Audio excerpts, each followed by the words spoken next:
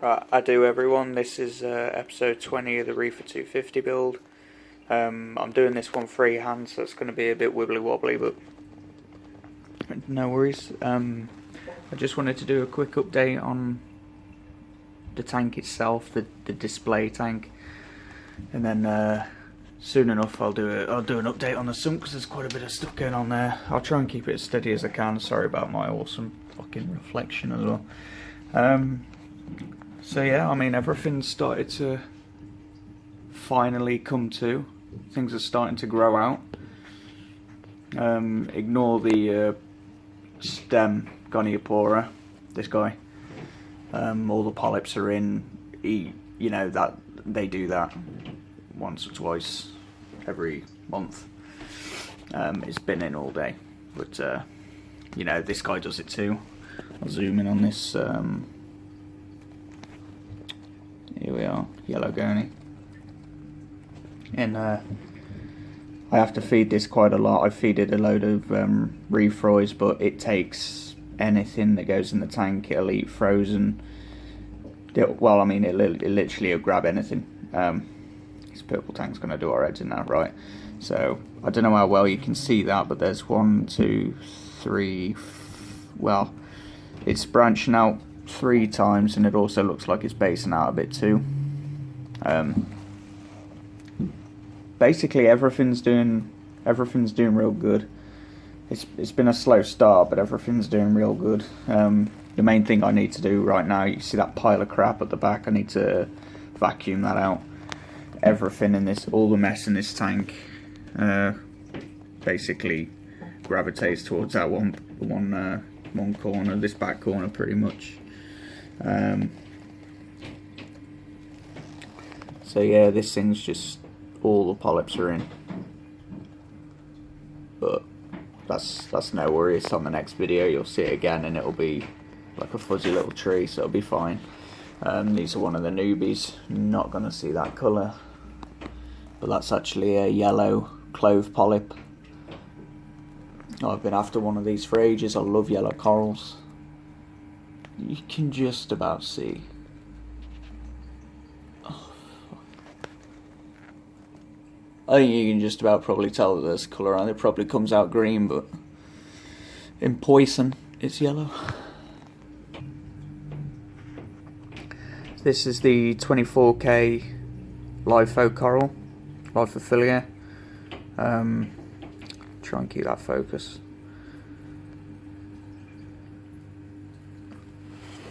And you can see it's, if you look just at the top of the coral, I'm trying to keep it as steady as I can, you can actually see its feeding tentacles are out. And this thing, I just thought I'm going to try this in the lowest flow. All sorts of rubbish will start landing on it. And all this front part was all dead before I moved it. It really wasn't doing well, it was all bleaching out, all the rest of it, and it's come into its own now. In fact, it's actually started growing. Not enough that anyone else would be able to notice, but it, you know, it's growing all the same, or very slowly, but it is growing. I'm kind of hoping that it bases out onto the tank and starts coming all over the tank. I think that'll look real cool if it sort of takes up a big chunk of the bottom of the tank. I really like this coral. I do feed this a ton as well, but I actually have to turn all the flow off to feed this guy. The the garni that I was showing you before, that just grabs everything out of the water. To feed this guy, everything has to come to a standstill except for the return line. Everything else has to be stopped, and I'm only feeding him REEFER at the minute. I use REEFER and then I put some polyp booster, I think it's called. And this guy, the little Montipora that could. This is one of the first corals I bought for the tank, and it's gone big, then small, and big, then small. It's just fought all the way through, and until a couple of days ago, I moved it here, and it's already doing fine. I mean, it's actually got stems now. I think that's the first time we've ever seen stems on the thing. Again, the colour's not coming out ace on this camera, but it's pretty much all light blue. The other version of itself, it's got a bit of the pink coming through, but you know, time will tell with that. Things change with corals over time, don't they? And they change colour depending on how you're keeping them and all sorts. So we'll see. It'll be interesting to see how it goes. I still think it's a super cool colour. I only moved it here recently because I found it face down on the bottom of the tank, so obviously something's knocked it off. For the life of me, I can't seem to use a decent glue, coral glue. The best one I'm using now is that what's it called? I'll have a look. Reef glue by Seachem. That's the best stuff I've used so far. I think the only one I've got left to use is the Ecotech stuff. The growth of these Mexican turbo snails has just absolutely took off. They've basically doubled in size over the last month. I just thought I'd get that one in there. Another one, snail related again, these little trochus snails. Just tons and tons of them. A while back, if you remember me saying, I found a couple in the sump, in or about the skimmer. And since I found them, there's just literally, if I spent 10 minutes just looking around the tank and just counting little tiny trochus snails, I reckon you'd be creeping around the 40 mark, 30 or 40 mark. There's just loads of them. There's the other Montipora. This one's colour's a hell of a lot better in terms of diversity anyway. The other one's just sort of matte, light blue, just a one solid colour. But this one seems to be the fight. This one seems to do better in slightly higher flow, whereas the other one seems to be doing a lot better in near no flow, very minimal flow. Forest fire. You can just about tell the green's coming through now, and it's 3 branches now instead of one little nub. I can't get. Let's see if I can get a bit of a better picture. Come on. Nah. That's as good as you're going to get, but it's kind of starting to base out. It's grown over the glue when I put it down. I like to try and take them off the plug if I can. If I think I'm going to damage the coral too much, I don't tend to remove them off the plug, but this one's just about to start basing onto the rock, I think. And this Sunset Setosa Montipora, and he's got a little hairstyle. Where some algae's grown and he's just slowly starting to grow back over it. I'm really psyched about this coral because this is the first SPS I ever got that officially give me some obvious growth. So I really love this coral. I've been taking pictures of it once a week, and I'll put all that together and make it into one at some point. See how big we can get it. Another acro here, tenuous something. It's basically sky blue. I can't say much more about it, to be honest. It was a freebie. And these two, the one on the right, you've got a sky blue digitata. I'm ending up with quite a few sort of light blue corals, aren't I? That's doubled in size, maybe triple in the past month or so. Polyp extension's absolutely brilliant on it, so I'm super happy about that guy. And the one on the left, Mystic, I think you call it. It's not sunset. Yeah, it's a Mystic Monty. The lad who I bought it off didn't know what it was, so I've won on that one. But yeah, super cool. Still kind of pale in the middle, but it's coming in leaps and bounds anyway. This is a Montipora, meant to be a sort of a screaming pink Montipora. I say screaming pink because the picture I saw of the mother colony is just absolutely ridiculous. I think this is the most expensive SPS coral I bought so far, and it was actually the second one I put in once I saw growth on the Setosa that I showed you a minute ago. As soon as I got some growth on that, I was like, right, okay, I ain't missing out on this pink Millie. Go and get it. See what happens. And if anyone knows what a healthy, decent looking Millie looks like, they're like little hedges, little fuzzy fluorescent hedges. So until about a week ago, like if you look carefully, you can actually see the polyp extension, or well, some polyp existence now, but you know, considering how many, it's been in there a couple of months. This coral survived some of the bullshit of this tank. And it's only recent that I started getting polyp extension. To be honest with you, I was just starting to think, because I'd see some polyp extension at night, and I was just starting to think who's picking on this, like which one of these fish is pecking at it, expecting it to be probably the midnight blenny. And I never see anything going anywhere near it, so I really started to get baffled by it, and like I say, till recently, we just started getting a bit of polyp extension on it now, so hopefully it's just a bit of a fussy coral, and it's took it a minute to figure itself out a bit and get a bit more comfortable. There's another. That trochus snail's actually a decent size. It's not super tiny. It's about the size of a 5p. So this coral's not tiny, but it is small. It is a little frag, and that's one of two sort of downsides to this tank, and you'll see the other one. I'll show the other one kind of at the end. If you got a Hawkeye, you might have already noticed. This one was, I bought a pink Cadillac, which is one of my favourite corals, Montipora pink Cadillac, and I'm 100% that that's not what this is. I did have a pink Cadillac in my last tank. I actually had two, and it was just, again, screaming pink, like shock pink. This thing's like a sort of, when I first got it, it was like a burnt orange colour. Now, to be honest with you, it's starting to remind me a lot of the sunset, the Setosa on camera. It's right on the back of the tank, so I mean, I'm struggling to get a decent picture. But yeah, I mean, the guy's like, no, it's a pink Cadillac. It just needs a couple of weeks to figure itself out. And yeah, so I mean, I'm thinking it's, I don't know what it is. I mean, it might be a, what do they call them? Palawanensis. I think I butchered that name. Palawanensis. Whatever, you know what I'm on about. So it could be one of them.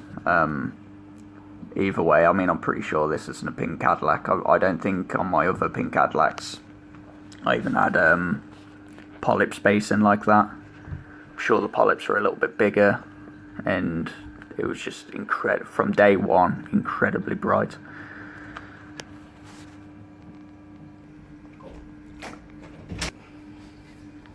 All these zoas over the past month or so have just absolutely exploded with growth. There's two different types there. The ones towards the bottom, I can't remember what they are. The ones to the top, I think, are reverse space monsters. If you know, put in the comments. There's stupidly long lashes on them though. I don't think I've ever had a zoa or even seen zoas with lashes like this. Some rainbow eclipses. I think there's about 5 or 6 heads of that now. Started with one. And then just up here, no, it's too bright. You're not going to get the colour come through. It's a Granny Applesmith anyway. I'll keep trying to get the colour focus. Started with one. Got that a week or two ago. Already got 3 heads. You can see 2 heads, another head and a pup. But yeah, awesome coral. I've wanted one of these for years. They're not like an overly expensive coral. I've just never managed to get hold of one.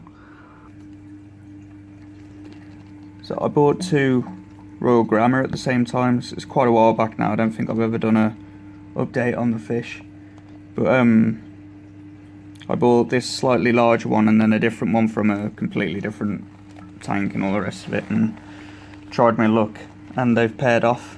We're looking at the male now. The female's knocked off out of the frame, but yeah, I was really happy about that. It'd be cool if I could breed these down the line in the future, and these 2 are actually captive bred themselves, so it'll be 2nd generation captive bred Royal Grammar. How cool that be? So here's another acro I got sent or bought. I'm zoomed in so far on this one because I've put it in a bit of an awkward spot and I can't quite get it. But I don't know whether you can see down the side of it there's that sort of fan flying around. It's clearly directing itself. I'm not 100% whether that's some sort of little filter feeding crab or shrimp or what, but you just about see it going in and out there, right in the center of the screen. Tiny little thing. So I thought that was really cool. But this coral, this acro here, I don't even know what type of acro it is, to be honest, but it is an acro. It looks probably like it's a splat of a Montipora now, but it is an acro. Although I don't know what type. When I bought this, it's one of the downsides you get from buying online, is the picture of this is supposed to be what they say, what you see is what you get. So basically when they say that, the picture you see, that's what you're supposed to be buying.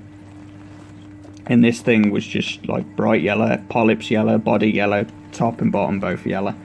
So I was a bit disappointed when I got it, and its polyps are sort of dark green, body's all, you know, brown, top of it's kind of lime green. And I know yellow can go to green with corals. It's one of those things. Yellow's not the easiest colour to keep up in SPS coral, but I'm hoping it's just because it's early on, and it'll eventually turn into what the picture of it was once it's settled down a bit more and things like that. Hopefully the picture I saw might have been a mother colony or what, but to be honest with you, there's every chance I've been sent the wrong thing again, or I don't know what the situation is, but I'll grow it, and I'll try and grow it all the same no matter what I got.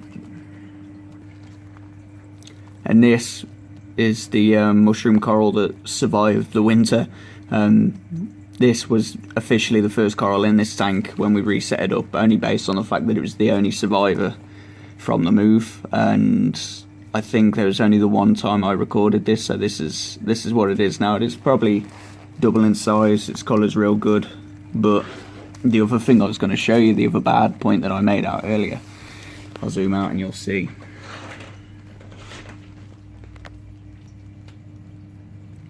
Amptasia, loads of Amptasia. There was always just the one in here, or the two.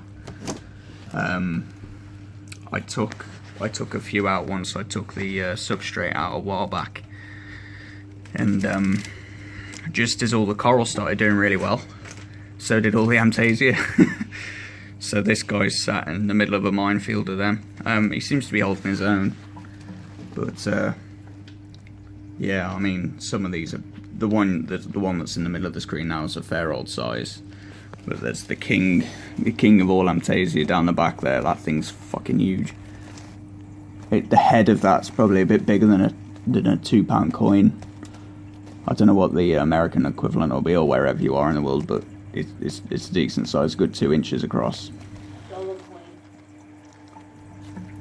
Now there's a load of little ones behind it too, and there's a what coral was that? One of the fallen heroes. Oh, I can't remember what it was now. I leave that there as a warning to all of the corals that come in here that if they fuck around, they'll die. If they don't, they grow or die.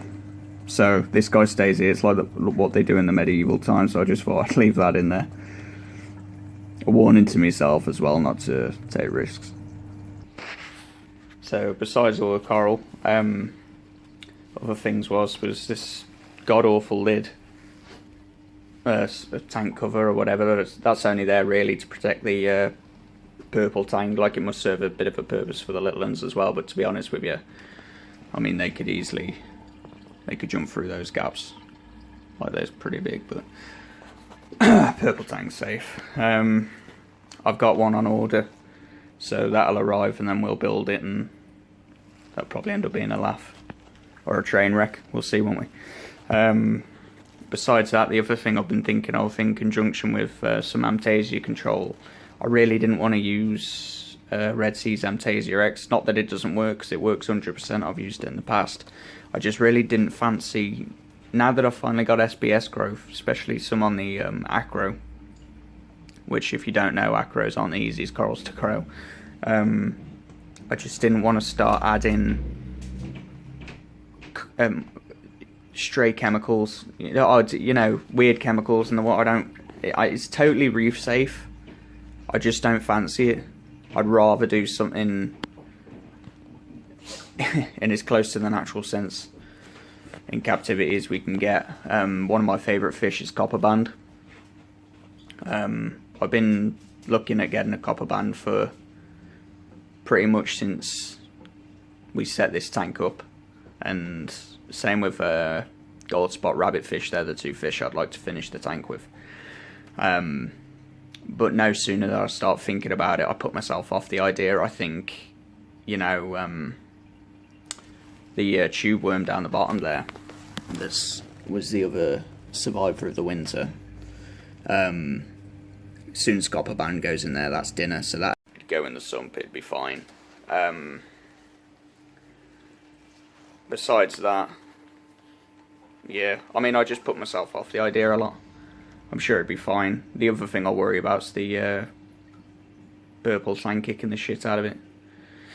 So, well, when I added the clownfish and the garama, I added all four at the same time, and it was absolutely fine. They're nowhere near the same shape or colour as it, and obviously they're a lot smaller, so maybe you didn't feel asked about them, but copper band and the foxface, then rabbitfish, they're not exactly the same shape, but they're not too far away. And I don't know, they're probably not going to be super small, so I'm still umming and ahhing about that. If you got any input, let me know. Cheers for watching.